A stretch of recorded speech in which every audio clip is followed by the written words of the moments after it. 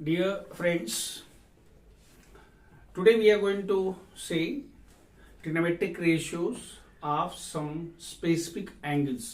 जो कुछ special angles हैं उनके ट्रिग्नोमेट्रिक रेशियोज, उनकी वैल्यू क्या है.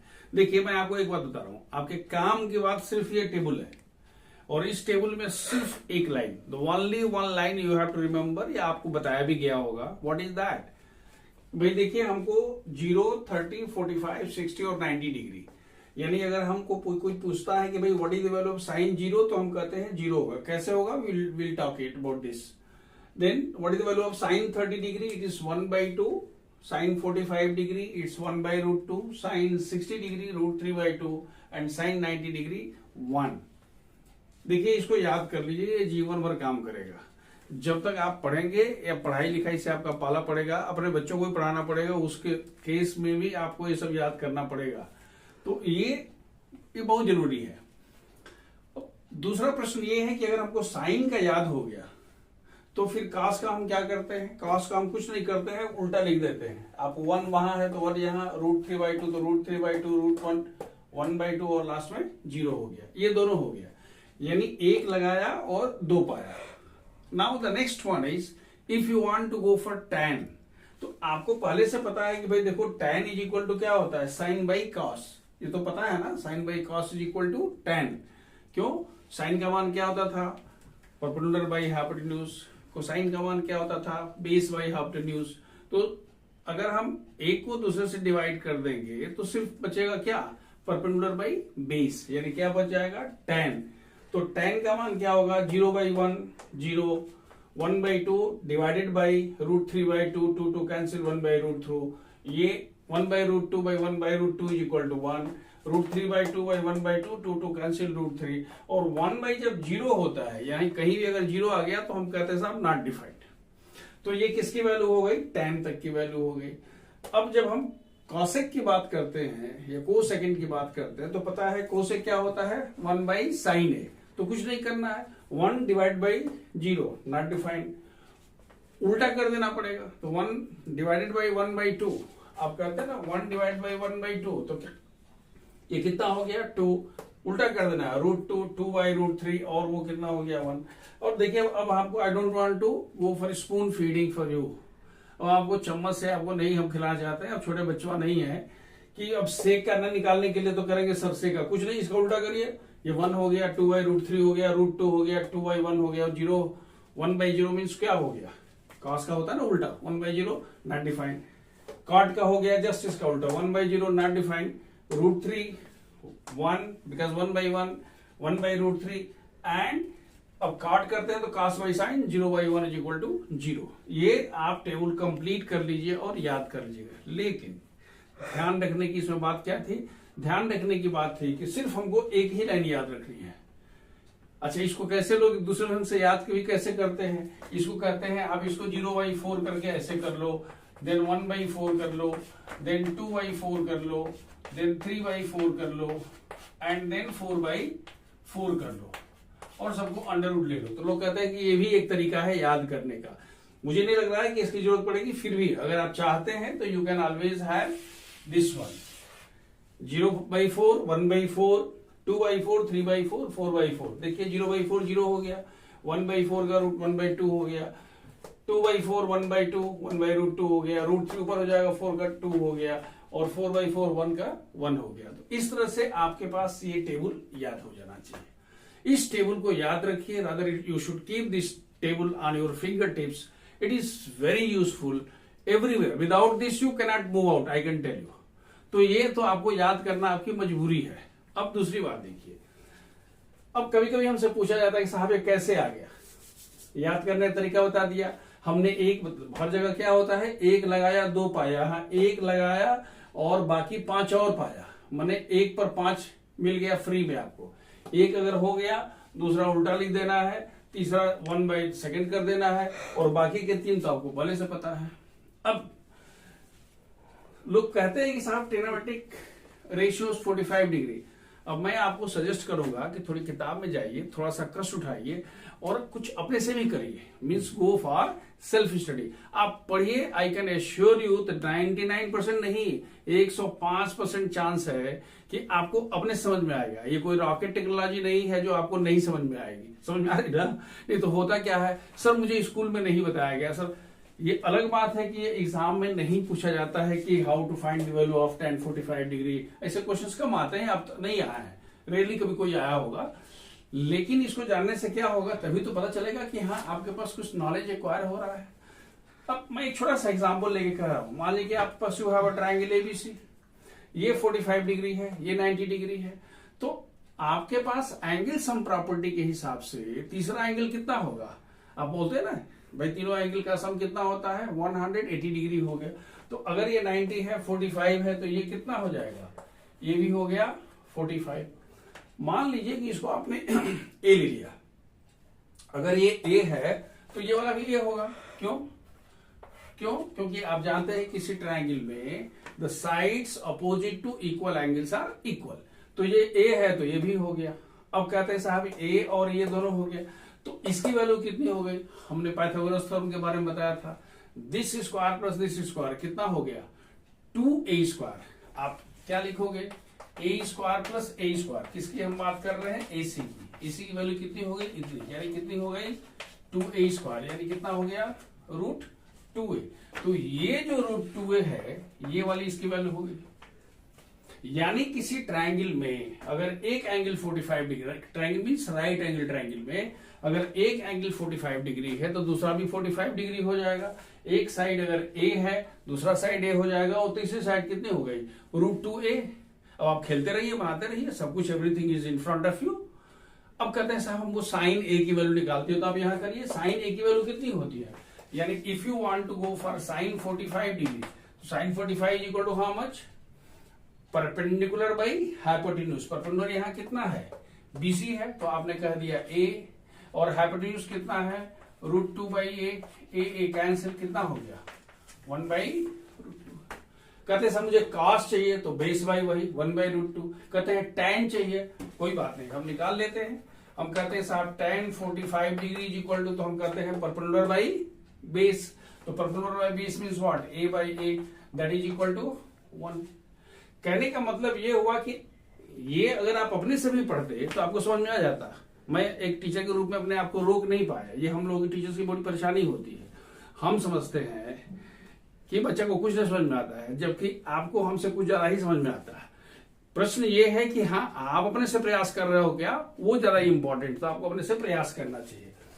इसी तरह से अगर 30 डिग्री 60 डिग्री का है, तो आप मान लीजिए कि ट्रायंगल एबीसी इक्विलेटरल ट्रायंगल है। इक्विलेटरल समझ में आता है ना, इक्वल ट्रायंगल किसको बोलते हैं, जिसको बोलते हैं समबाहु, मतलब क्या, जिसकी सभी side equilateral, all the sides are equal. मान लेते हैं कि हमारे पास इक्वल। अब इक्विलेटरल की एक और बात होती है, all the angles are of 60 degree. तो मान लीजिए कि हमने कहा एबीसी एक इक्विलेटरल ट्रायंगल है, इसकी एक साइड की लंबाई कितनी है, 2a है। तो अगर ये 60 हो गया तो यहां से एक परपेंडिकुलर ड्रा कर लीजिए। मान लीजिए परपेंडिकुलर जो हो गया वो AD है। अगर ये D हो गया तो उस केस में आपने क्या कह दिया, याद रखिएगा, the perpendicular drawn from the vertex to the opposite side of an equal triangle divides it in two equal। मतलब कहने का ये दोनों बराबर हो गए, तो अगर ये 2a हो गया तो ये a हो गया, ये 90 डिग्री हो गया, 60 डिग्री हो गया, 30 डिग्री हो गया। तो अगर ये a हो गया और ये 2a हो गया, तो फिर पाइथागोरस थ्योरम में देखिए AD की वैल्यू क्या होगी, AD की वैल्यू होगी AB square minus BD square under root, AB square 2a square, हम डायरेक्ट लिखते हैं। तो ये होगा 4a square minus a square is equal to √3a, क्योंकि 3a स्क्वायर हो जाएगा। तो ये वैल्यू कितनी हो गई, √3a। अब एक बार किसी राइट एंगल ट्रायंगल में अगर तीनों साइड मिल गई तो करिए ना भाई, अब डांस करिए। क्या निकालना है, कहते हैं साहब हमको साइन 60 डिग्री चाहिए। अरे कर लीजिए ना, आपके पास एक ट्रायंगल है, साइन 60 का मान क्या होता है, परपेंडिकुलर बाई व्हाट, हाइपोटेन्यूज। तो √3a, जैसे मान लीजिए आप कहते हैं कि हमें साइन 60 डिग्री चाहिए, तो आप कहते हो भाई √3a/2a होगा, कितनी वैल्यू हो गई, √3a। आप कहते हो हमको कॉस चाहिए, तो कॉस का मान क्या होता है, cos 60 का मान क्या होता है, base by, so a by 2a का मान कितना हो गया, 1/2, and so whatever now you want to find you can find it out. अब प्रश्न ये है कि कभी कभी लोग बोलते हैं कि साहब जीरो का क्या होगा, तो मान लीजिए ये आपके पास ट्राइंगल था, ये वाला ट्राइंगल था, ये एंगल आपके पास ए है, बी है और ये सी है, मैं डायरेक्ट बता रहा हूं। अब कहते हैं साहब साइन ए का मान कितना होगा, तो साइन ए का मान निकालने के लिए आपने कह दिया कि ये BC बाई AC होगा, लेकिन जब ये जीरो हो जाएगा, याद रखिएगा, जैसे जैसे C जो है वो B की तरफ बढ़ेगा, यानी जब C B पर आएगा तभी एंगल जीरो होगा, उसे कॉन्साइड करना पड़ेगा। तो जब ये कॉन्साइड कर जाएगा तो ये परपेंडिकुलर की मान, जो ये वैल्यू BC है, BC का मान क्या होगा, जीरो हो जाएगा। तो जो ही BC का मान जीरो होगा तो साइन का मान क्या हो जाएगा, जीरो हो जाएगा। इसी तरह से अगर आप 90 डिग्री निकालना है तो अपनी किताब में थोड़ा देखिएगा, वहां पर बहुत आराम से प्यार से ऐसे ऐसे करके डॉट डॉट करके दिया गया है। एनसीईआरटी में बड़े विद्वान लोगों ने उस किताब को लिखा है, एक दो नहीं, पहले आपको पीछे वाले में देखना चाहिए कि कितना विद्वत समाज ने आपके लिए कितना मेहनत किया है। तो आप उसको पढ़िएगा, आप उसको आराम से पढ़िए, सब समझ में आ जाएगा। तो this is how we find the trigonometric ratios of what? Now we'll see some questions. See, the very first question I'm taking from NCERT exercise 8.2. The very first question, find the value of sin 60, cos 30, cos 60, sin 30. देखिए सब आपको दिया हुआ है। कभी कभी होता है ये है कि पता नहीं आपने ध्यान नहीं दिया होगा, जब इंस्पेक्शन वगैरह होता है, टीचर्स जब क्लास में होते हैं तो क्वेश्चन का आंसर वहीं लिख करके और इंस्पेक्शन करने वाले लोग पीछे बैठता है और वो पूछता है कि बताओ तो साइन 30 की वैल्यू कितनी होगी, तो बच्चे को तो बताया साइन 30 की वैल्यू कितनी होगी, तो बच्चा टेबल पर देखता है और बोलता है 1/2, तो कहता है वेरी गुड वेरी गुड। और अगर बाई चांस इंस्पेक्शन करने वाला मैथ्स का आदमी नहीं है तो कहता है वेरी गुड क्लास। तो प्रैक्टिकली मैंने सब आपको यहाँ पर दे दिया है, ये अवेलेबल नहीं रहेगा। ऐसा मत सोचिए कि नहीं आप कर रहे हैं और ये वाला अवेलेबल रहेगा हमेशा, आपको लिख के नहीं लेके जाना है, याद रखना है आपको। सिर्फ सबकी वैल्यू, जैसे साइन 60 की वैल्यू कहता है कि भाई कितनी होगी, तो आप वहां से देखिए साइन 60 की वैल्यू कितनी हो गई, √3/2। cos 30 की वैल्यू कितनी हो गई, cos 30 की वैल्यू भी कितनी हो गई, इट इज ऑल्सो √3/2। cos 60 की वैल्यू हो गई 1/2, इसकी भी वैल्यू हो गई 1/2। ये कितना हो गया, 3/4 है प्लस 1/4 है इक्वल टू कितना हो गया, 4/4 इक्वल टू 1। ये तो वैल्यू की बात हो गई, क्लास 10 की बात हो गई। लेकिन जो क्लास 11 वाले लोग हैं जब ऊपर जाएंगे तो पढ़ेंगे कि sine A cos b plus cos A sine b equal to sine A plus b। तो ये हो जाएगा sine 60 plus 30 that is sine 90 that is equal to 1। वो अलग बात है, वो आप लोग बाद में पढ़ेंगे।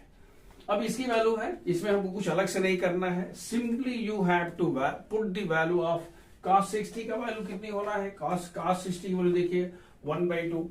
sec 30 का वैल्यू कितना होगा, sec 30 का मान जो cos 30 का है उसका होता है 2/√3।